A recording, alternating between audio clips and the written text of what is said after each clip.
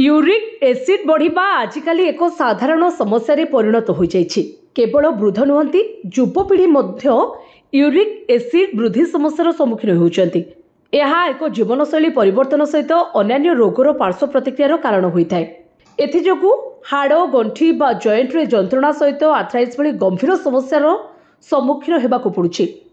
तेरे प्रथमे जानिबा uric acid कौन। यूरिक एसिड हेउछि आम शरीरर हजम प्रक्रिया उत्पन्न वर्ज्यवस्तु जो प्यूरिन थाए।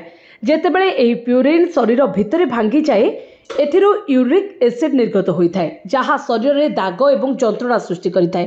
जेतेबेले प्यूरिन परिमाण बढ़े यह शरीर में चारिआडे व्यापी थाए एवं तापरे गंठी जंत्रणा आर्थराइटिस भली रोग सृष्टि होता है। यह व्यतीत यह किडनी कार्य उपर मध्य प्रभाव पकाई थाए।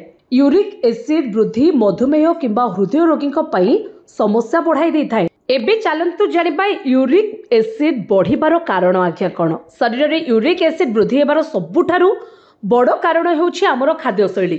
जो लोक माने अधिक परिमाणर मांस मद्यपान करती मिठा आइसक्रीम शर्करा पानीय खाई थांती सेमानिक निकटरे ए समस्या देखा मिली थाए। बेले बेले अत्यधिक चाप और किडनी संबंधी रोग हेतु मध्य शरीर में यूरिक एसिड वृद्धि पाई थाए।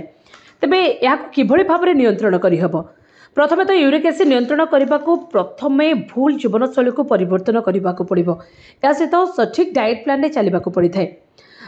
तेणु यूरिक एसिड कमाइवाई प्रथमे तो प्रचुर पानी पीवा आवश्यक। मद्यपान पूरापूरी दूरे रुहतु। बासी खाद्य बा फ्रिज रे रहिबा खाद्य ठारू आज्ञा पूरापूरी दूरे रुहतु। प्यूरिनयुक्त खाद्य ठारू दूरे रुहतु। यूरिक एसिड नियंत्रण करने प्रतिदिन बादाम खातु। सकाळे उठिबा परे जुआड़ी पानी पियंतु। यह यूरिक एसिड ह्रास करिबो।